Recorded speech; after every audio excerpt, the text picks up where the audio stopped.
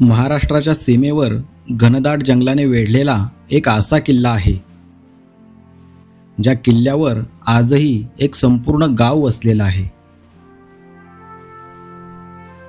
पारगड. पारगड हा महाराष्ट्रातील एकमेव गड असेल ज्या गडावर इतिहासातील त्या शूर मावळ्यांचे वंशज आजही राहत आहेत. तुम्ही कोल्हापूरमध्ये येता ना, मग तुम्ही कोकणी भाषा कशी काय बोलता? बॉर्डरवर असल्यामुळे का? आम्ही कोकणी भाषा नाही आमची, मग काय करणार. काळ बदलला, पिढ्या बदलल्या, पण पारगडच्या या मातीत राहणाऱ्या लोकांनी आजही आपल्या पूर्वजांचा तो वारसा तसाच जपून ठेवला आहे. मध्ये आम्हाला 2-3 ते गवे आले रस्त्यात गाडीच्या समोर. हो. रस्ता होता नव्हता, आता 20-25 वर्ष झाली रस्ताच जात नाही. रस्ता झाला की बरा होता ना. आणि आज मी निघालोय याच पारगडाच्या आणि या गडावर राहणाऱ्या लोकांच्या भेटीला.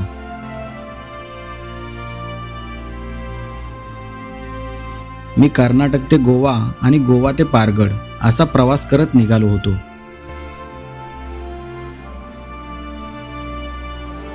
दुसऱ्या राज्यातून आपल्या महाराष्ट्रात येण्याचा अनुभव काहीसा वेगळा होता.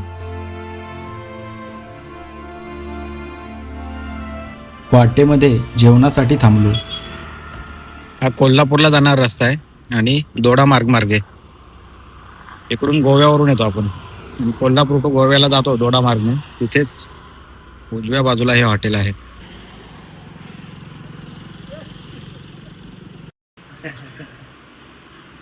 स्पेशल थाळी. हे मालक आहेत. काय दादा नाव तुमचं? माझं नाव योगेश विठ्ठल कोकरे सर. योगेश विठ्ठल कोकरे. योगेश विठ्ठल कोकरे. कुठे लोकेशन आहे हॉटेलचं? हे दोडामार्ग बाजारपेठ बेडशी रोड. म्हणजे हा सरळ गेला तो गोव्याला. हा गोव्याला गेला रोड आणि हा सरळ बेळगाव, पुणे, कोल्हापूर. कधी आला तर नक्की भेट द्या. खूप चांगलं जेवण आहे. जेवण केले आणि पुढील प्रवासाला लागलो.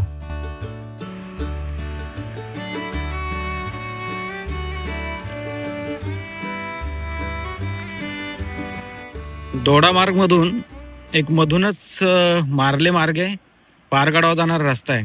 आता उन्हाळ्यामध्ये बहुतेक वरती धरण असेल त्यामुळे या नदीला एवढं पाणी आहे, पण एवढं सुंदर दृश्य दिसते नाही.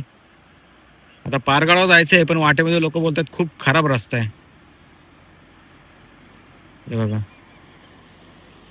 अगदी मन प्रसन्न करणारं दृश्य. उन्हाळ्यामध्ये नदी खळखळून वाहते. हे बघा, ह्या समोरच्या रोडने आलोय आम्ही गोव्यावरून. आता इथे आल्यानंतर हा एक डाव्या बाजूला रस्ता जातो, तो जातो केर म्हणून गावे. उजव्या बाजूला मोर्ले, म्हणजे आपल्याला ह्या उजव्या बाजूच्या रोडने जायचंय पारगडासाठी.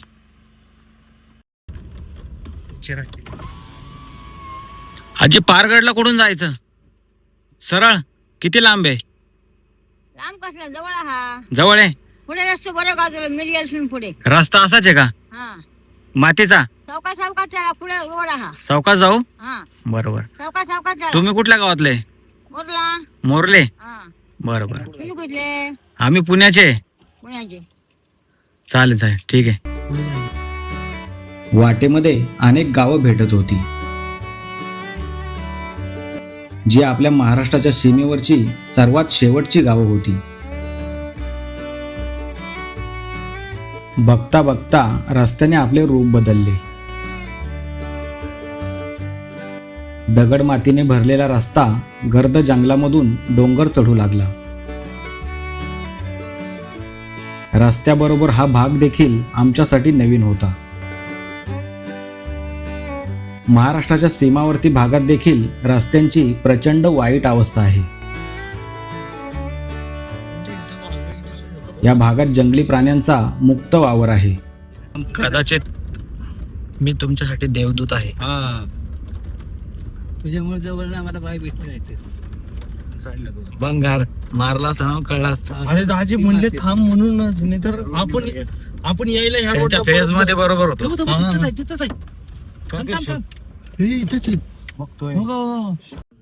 सर्कल कर. एवढंच होते का तू?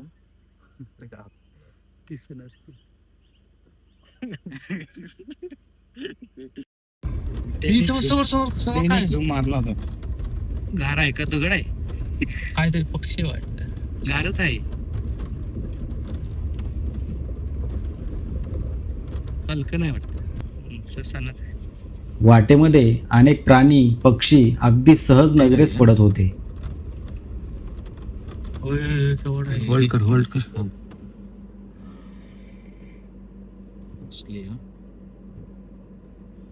6x वर थांबली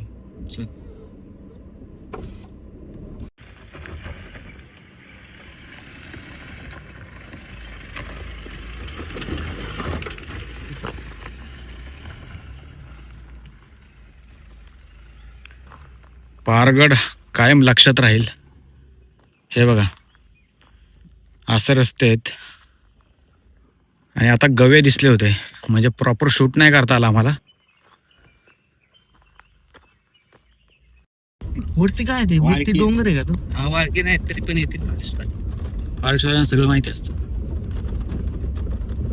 अरे गाडी कुठून जाणार. हे बघा रस्ते म्हणजे रस्त्यामधून ओढा वाहून गेला असेल पावसात अशा प्रकारची अवस्था आहे. आता अशी गाडी आहे. ए बाळा पारगर कुठे आहे? वरती रस्ता जागेपर्यंत असायचे का? तिथून डांबरीकरण आहे का? तुम्ही कुठल्या गावचे आहेत? मग इकडे कुठे चाललंय? कुठे? शेताकडे. इथं मला गवे दिसले होते. ते माणसांना मारतात का? खाली खाली म्हणजे खूप खाली. हो का? तुम्हाला भीती नाही वाटत का? का?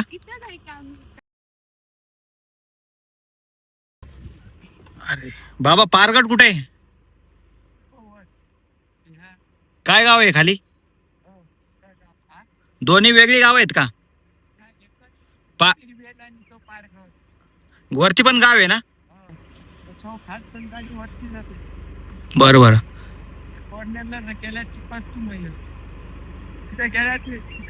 इकडे पत्ता वरती जातात पारगड हा ठीक आहे ठीक आहे. गडाच्या पदरात आल्यावर रस्ता पुन्हा एकदा रंग बदलतो.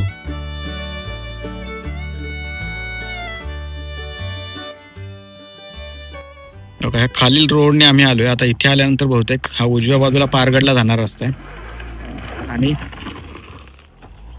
हा पुण्याला जाणार असा. अरे गाडीची वाईट अवस्था आहे.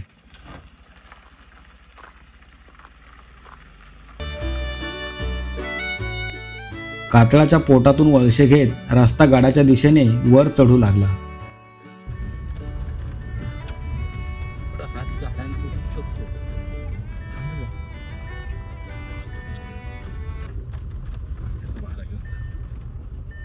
नाही जाऊ दे ढकले.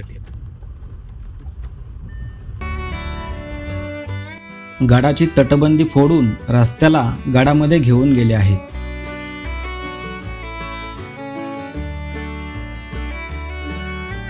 पारगड गावामुळे गडाचे स्वरूप सुरुवातीला आपल्या लक्षात येत नाही.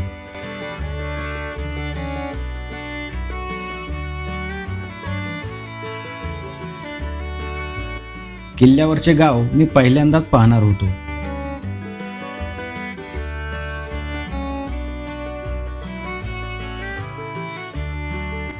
गडावर पोहोचलो तेव्हा संध्याकाळचे 5 वाजले होते.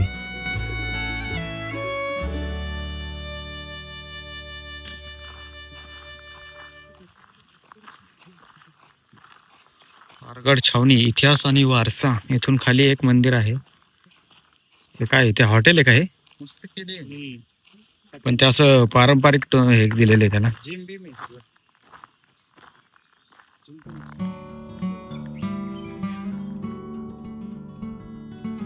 अंधार पडण्याआधी गड पाहायचा होता. किल्ल्यावरच गाव वसवलेले म्हणजे जागोजागी घरं दिसतील. इकडे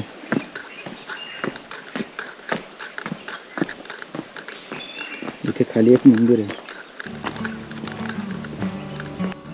मी गडाच्या पश्चिम दिशेने गड फिरायला सुरुवात केली.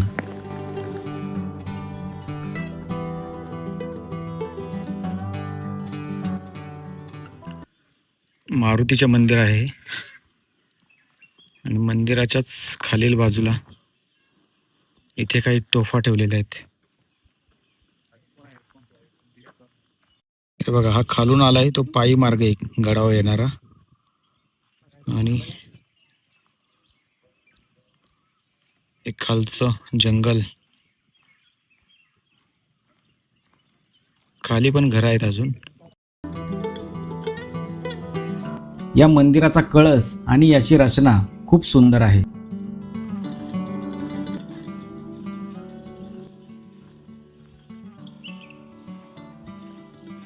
एक किल्ल्याच्या वरतून खाली एक गाव दिसते बघा. काय सुंदर ठिकाणी बसलंय. जागतिक जैवविविधतेचा दर्जा मिळालेला हा संपूर्ण प्रदेश. इकडे किल्ला आहे का अजून पाहायला आजी? असं खालच्या बाजून जावा, हा, महादेवाचं मंदिर आहे. अजून अजून नाही, अजून काय असं आपल्याला साहेब बघतात असं. गावाच्या सभोवतीने का असं तटबंदी? हा, तटबंदी. किती घर आहेत हो इथं? हे याग थई याग अशी असत ती समजतात कशी. तरी तुम्ही पण असं कोल्हापूरमध्ये येता ना, हा. मग तुम्ही कोकणी भाषा कशी काय बोलता? बॉर्डरवर असल्यामुळं का? आम्ही कोकणी भाषा नाही आमची. हा, मग काय करणार. हे सुंदावा ह्या झाडाकडचं हा, मंदिर आहे खाली महादेवाचं. बरं, हा, चला, ठीक आहे. हा, जाऊ.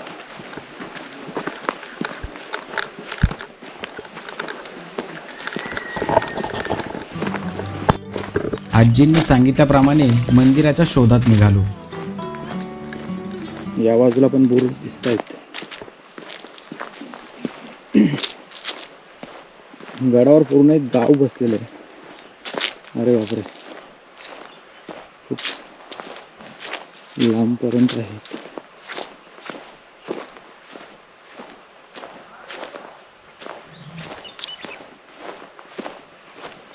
इकडे एक मंदिर आहे.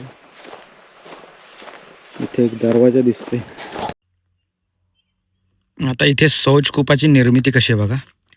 हे असं सरळ आहे, त्यानंतर थोडंसं राईट साईडला वळायचं आणि मग आतमध्ये तिथे आहे बघा.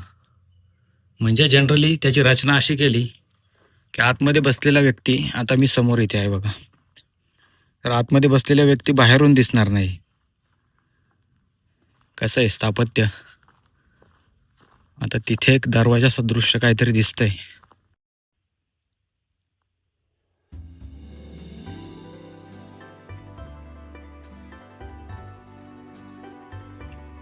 इथे खाली जायला दरवाजा होता 100%. पायऱ्यांची रचना आहे. ते सगळी पडझड झाली, बुजून गेलाय. एक एक चिरा ढासळतोय आता. हे बघा, ही तटबंदीची अवस्था इथे. इथल्या प्रत्येक दगडाला शिवकाळाचा स्पर्श लाभलाय.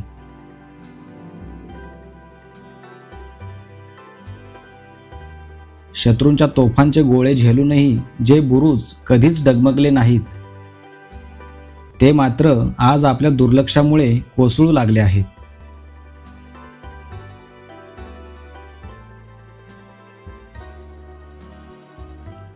इथे गडाच्या मी कोल्हापूर बाजू म्हणजे चंदगड बाजूला आहे, एका बुरुजावर पडलेल्या.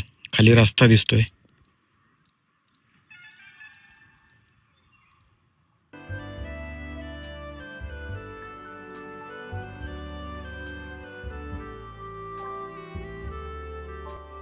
गडाच्या उत्तरेकडील बाजूस हे एक महादेवाचे मंदिर आहे. या मंदिराची रचना खूप आकर्षक आहे, अगदी एखाद्या शिवपिंडीप्रमाणे.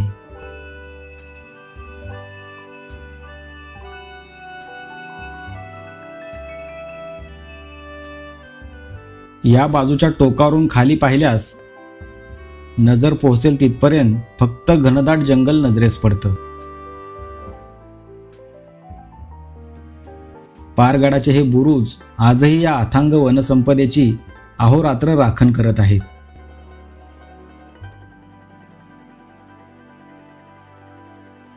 तानाजी मालुसरेंचे वंशज इथेच राहतात का? कुठे? तिकडे आहे ते बाजूला, कुठं? ते बाजूला त्याचा मारला. म्हणजे इथे खाली येते दिसतात घर. खाली ना असा वरत तरी वाट गेली ना पायऱ्यातून अशी ते गाडी येताना. तुम्ही कुठून आल्या? आम्ही पुण्यावरून आलोय, पण आम्ही कोकणातून आलोय, खालून इकडून चालत आल्या. गोव्यावरून नाही, गाडी घेऊन आलोय. खाली गाव कुठलं इथे? इथे इथं खाली दिसतात घरं ती. खाली ते हरिजन वाडे हो ग. हरिजन असे बघायला जाण्यात असतं. किल्लाच पाहायला आलो होतो. पण वरती काय कोण भेटत ना, म्हटलं कोण माहिती कुठून काय आहे कसं काय. तिकडे लोक जडे तळे ते घराबिरा मानतात ते कामाला आहेत ना. असं हा जे माणूस राहतात तिकडे, ह्या हाय रायबाचा माणूस राहतात तिकडे, हा असं कुठे कुठे आहे ना तिकडे. ते बाजूला आहे म्हणजे भवानीच्या मंदिराकडे गेले. मंदिर पाहिलं. हा ते बाजूला आहे, ते तळा आहे ना, ते बाजू तळा आहे. बरं बरं चालेल, येऊ का मग. हॉटेल गिरिदुर्ग, किल्ले पारगड. तानाजी मालुसरे त्यांचे वंशज या किल्ल्यावर राहायला आहेत. त्यांचं घर मी शोधतोय, पण इकडे आहे असं काहीतरी वस्तू दिसते. सुभेदार तानाजी मालुसरे, शेलार मामा, बळवंत झेंडे, विठोजी माळवे, नांगरे, शिंदे अशा स्वराज्यातील शूर मावळ्यांचे वंशज आजही या गडावर राहायला आहेत.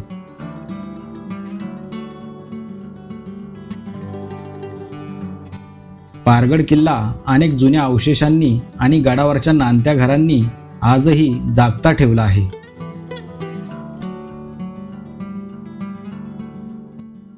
एका घरासमोर बसलेल्या या आजींनी मला बोलावून घेतले. हो का.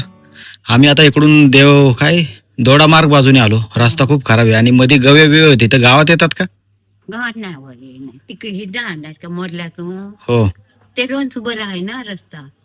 नाही, आम्ही इथून तो खाली कच्चा रोड आहे ना मातीचा, त्याने आलो. मोरल्यातून. तुम्ही कोकणी भाषा कशी काय बोलता? आम्ही कोकणातली, माहेर आमचं कोकणात, जाडा मार तालुक्यात, हो का. घशीगडे. अच्छा अच्छा. मग तुम्ही एकटाच राहता का? एकट्या आहेत, मुली आहेत त्या गेल्या कुठं, थोड्या लग्न केल्या दोघांचा. अच्छा अच्छा. मग इथे दवाखाना जवळ कुठं? दवाखाना कटर नाही, हेरा पाटणं नाही तर चेनगड. तर किती लांब आहे इथून? इथं आता केवढा तिकीट सांगा तुमका. चेनगडला 36 रुपये अर्ध तिकीटा पडतं. अर्ध तिकीट 36 रुपये. मग पूर्ण जवळजवळ असेल 70-80 रुपये. आजारी पडलं तर आता रात्री मी रस्ता बघितला, खूप डेंजर आहे, एकदम छोटी छोटी वळणं. इकडे जायचं नाही तर एक डॉक्टर येतं इथून. हो का.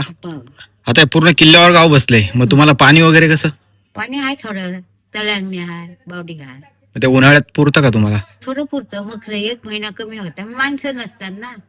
तरी पण मग कमी झालं मग कुठून? कमी का तेच कुठं टिपळून वापरायचं आपलं? जरा जरा वापरायचा. अच्छा अच्छा. आणि नळ नाही तर. हो का. तुम्ही गाव कुठला तुमचं? मी पुण्याचा आहे. पुण्याचा. हो. आता बघाय आल्या. मी ग्रामीण भागात फिरत असतो. आपली गावात लोक अशी डोंगरात कशी राहतात हा. ते व्हिडिओ बनवतो. लोक कशी राहतात एवढ्या दुर्गम भागात, रस्ता नाही. एकटी बिकटी राहतो आम्ही, देवीच्या जीवा राहतो. हो ना. खूपच वरती गाव आहे एकदम. एकदम होय. आणि मध्ये आम्हाला 2-3 ते गवे आले रस्त्यात गाडीच्या समोर. होय. हो. रस्ता होता आता 20-25 वर्ष झाली रस्ताच जात नाही. या रस्ता झाला की बरा होता ना. हो. जवळ. कोकणात जायला खूप सोपं होईल. सोपं होतं गोव्यात बी. तुम्ही खालचे कोकणातले आहेत का? त्यामुळे तुमची भाषा कोकणी आहे. आमची मुलगी छावंतर, एक जोडा मार, एक गाजऱ्याला. अच्छा अच्छा. चालेल, येऊ का मग? या. पाणी बी पाहिजे. पाणी पिलं तिथे, घेतलं. हो. आता तेच रस्त्याने जाणार. नाही, आता चंदगडला जायचा विचार करतोय. तेव्हाही नाही जायचं. तो रस्ता चांगला आहे का चंदगडचा? हा, डांबरी रोड. डांबरी रोड आहे ना? हा, आमची बस येते ना खाली पाहिजे. रात्री एसटी येते का? रात्री येते 8 वाजता येते, सकाळी 6 जाते, दुपारी 10 वाजता येते, सकाळची, आणि दुपारी 3 येत. 3 येतात ना? पण आम्हाला वर चढायला यायचं. तुम्हाला ते खालून चढून यायचं वरती. हा, पण ते एसटीला वरती यायचं म्हटलं ती वळणार नाही मला वाटतं. रेस्टी नाही, बाकीचे येतात गाडी. वळणं खूप छोटी छोटी आहेत. चालेल चालेल. देऊळ उघडले म्हणजे चालेल. जाऊ. येऊ का? नमस्कार करू. हो, धन्यवाद. हे बघा, हे आजी सांगतात हे 32 मोगऱ्याची फुलं आहेत. 32 म्हणजे का? मोगऱ्याच नाव त्याचा. हो का 32 फुलं असतात का एका याच्यामध्ये? येतात दिवशी. हा, तसे अंदाज असू शकेल की याच्यात 32 पाकळ्या असू शकतात. या गडावर असलेले आई भवानी मातेचे हे सर्वात मोठे मंदिर. ज्याचा अलीकडेच जीर्णोद्धार केलेला आहे.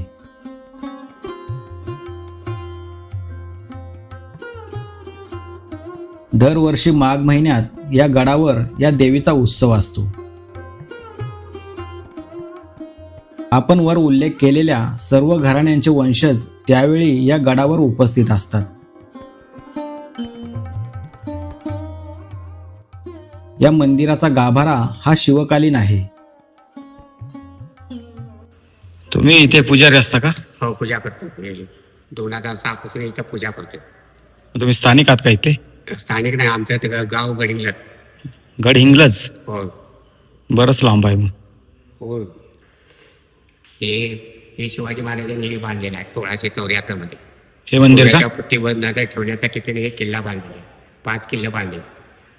पारगड, कलानंदीगड, मैपाळगड आणि वल्लभगड आणि सामानगड. अच्छा, सामानगड तिकडे गडिंगलजला आहे. झालं, पाहिलंय मी. हा, इकडे पश्चिमेला याचं गोव्याचं दर्शन होते. पुढे आले की ते हे रायबाचा पुतळा आहे. हो, ते पण पाहिलं. हा, झालं तर मारुतीच्या मंदिरात जाऊन तोफाचा तुकडा आहे. हो, हे शिवगड मारल्यावर ते गडावर मारल्यावर त्यांनी ते ह्याला ह्याला तानाजी महाराजांचा मुलगा रायबा याला ते कवड्याची माळ आणि तलवार दिलेली आहे. ते आता आज उद्या 15 दिवस होते ती माहीर होती त्यावेळेला ते घेऊन येतात. बेळगावला ते ठळकवाडीला आहे त्याजवळ बाळकृष्ण मालुसरे म्हणून आहे, त्यांच्याकडे आहे. आजी चला येतो. हो, पाणी झालं, पाणी घेतलं तिथं दुकानामधून, बॉटल घेतली होती.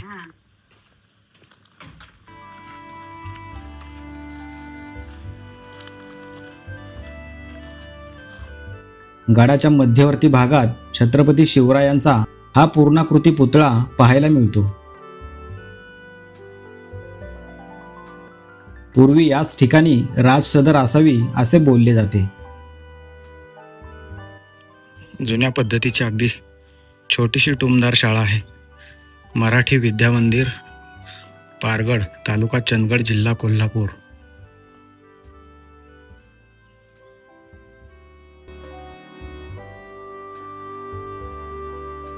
गावात जागोजागी असे पॉइंटवर बसण्यासाठी हे लावलेले आहेत, सीट लावलेले आहेत. आणि इथून सूर्यास्त खूप देखणा दिसतो असं बोलतात. हे बघा,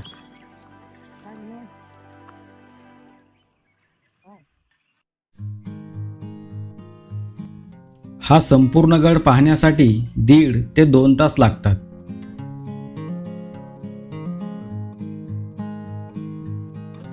गड आणि गाव मनात साठवून घेतले आणि परतीच्या प्रवासाला लागलो.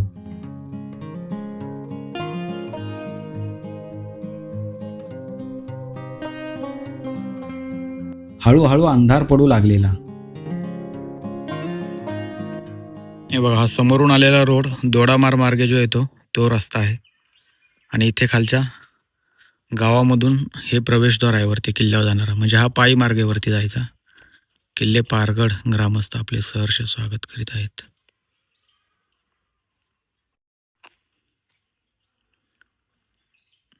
आणि हा रोड जातो पाटणे चंदगड या मार्गे कोल्हापूरला. इथे खाली एक बौद्धवाडी गाव आहे.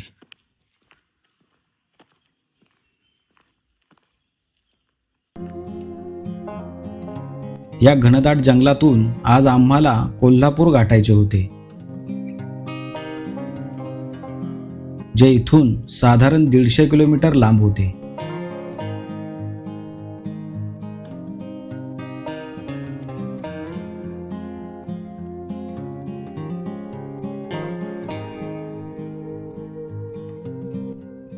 समोर अंधार होता, पण मनात मात्र पारगडाच्या इतिहासाची शिदोरी आणि तिथल्या माणसांचा गोडवा होता.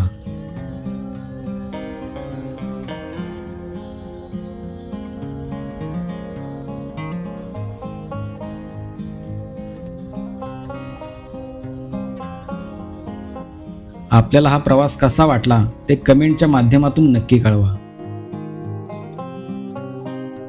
भेटूया अशाच एखाद्या नव्या पायवाटेवर.